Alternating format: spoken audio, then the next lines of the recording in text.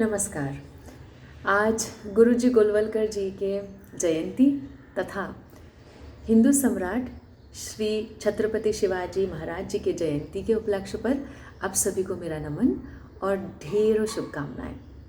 कुछ दिन पूर्व से ही मेरे मन में एक विचार चल रहा था, मैंने सोचा आज ही आप लोगों के साथ साझा करूं। ये समय था मेरे बाल्यकाल का, जब ब्लैक एंड वाइट टीवी चल रहा था और सपरिवार हम एक साक्षात्कार देख रहे थे एक युवक का, जिन्होंने माउंट एवरेस्ट की चढ़ाई की और वो अपना अनुभव कथन कर रहे थे। उनके अनुभव कथन सुनते सुनते इतने हम एकात्म हो गए, ऐसा लग रहा था जैसे कि हम स्वयं ही वहाँ पे चढ़ाई करके आ गए। और एकाएक एक स्टॉप भी लग गया, एक ब्रेक भी लग गया, जब उन्होंने एक शब्द का प्रयोग किया। वो शब्द था काफ़ी। अभी आप इस बात पे ध्यान रखिएगा कि ये जो बात है ये है असम की।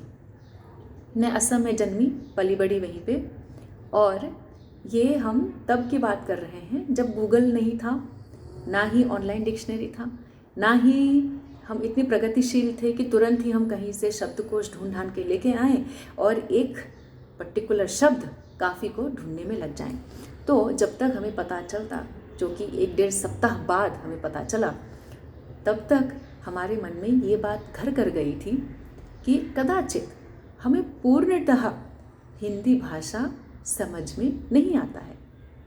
फलस्वरूप क्या होता है कि उस भाषा और हमारे बीच एक बहुत ही एक सटल सा तनाव पैदा हो जाता है, जो कि बिल्कुल भी इसमें होना ही नहीं चाहिए। क्यों?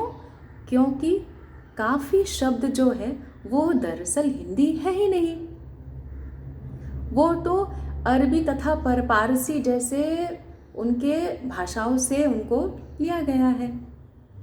अभी फलस्वरूप होता क्या है कि इस प्रकार की भाषाओं के साथ जो हम छेड़खानी करते हैं, जो हम खिचड़ीकरण करते हैं भाषाओं का, इस कारण कभी तो साउथ इंडिया और नॉर्थ इंडिया के बीच तनाव होता है, कभी प्रादेशिक भाषा और हिंदी के बीच तनाव होता है, और कभी बाहरी तत्वों और अंदरूनी तत्वों के अंदर हमारे तनाव होते हैं। इससे हमारे भारतवर्ष की जो हम पुनर्वैभव की ओर, परम वैभव की ओर जो ले जाने की हमने परिकल्पना की थी, कहीं ना कहीं उसमें रोड़े अटकाए जाते हैं।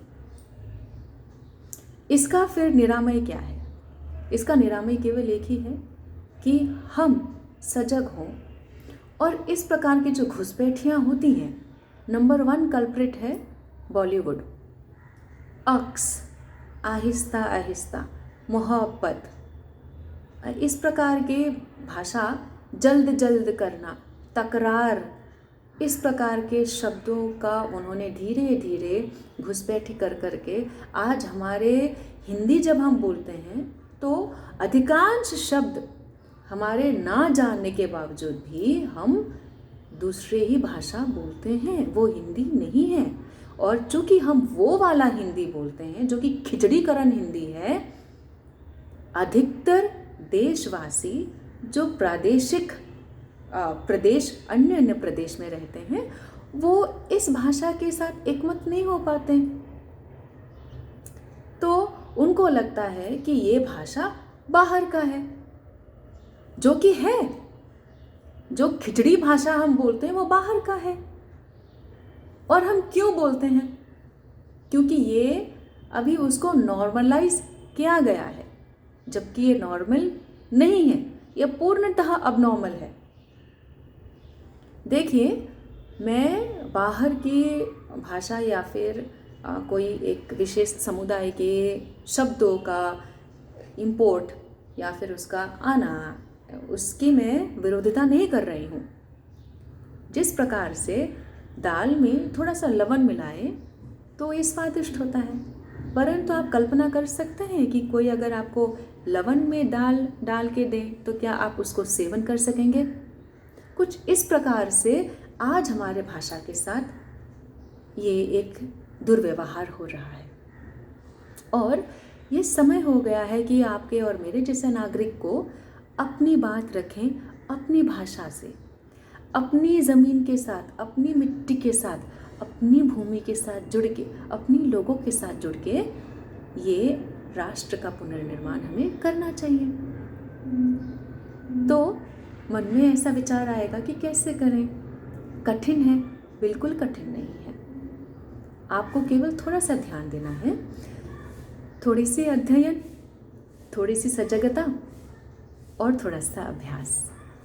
आरंभ में हो सकता है कि आपकी बोली में गति थोड़ा सा कम हो जाए, परंतु जैसे जैसे आप अभ्यास करते जाएंगी, एक तो आपकी बोली बहुत ही मीठी हो जाएगी, क्योंकि हमारी मिट्टी की बोली बहुत ही मीठी होती है। आप अधिकतर से अधिकतर लोगों के साथ आप जुड़ सकेंगे और धीरे धीरे आपकी जो बात करने की बोली है वो भी, गति भी आपकी बहुत अच्छी हो जाएगी। आपका यहाँ पे क्या मत है? अब इस कमेंट सेक्शन में अवश्य लिखें और अपने सुझाव भी दें। बहुत बहुत धन्यवाद। भारत माता की जय। वंदे मातरम।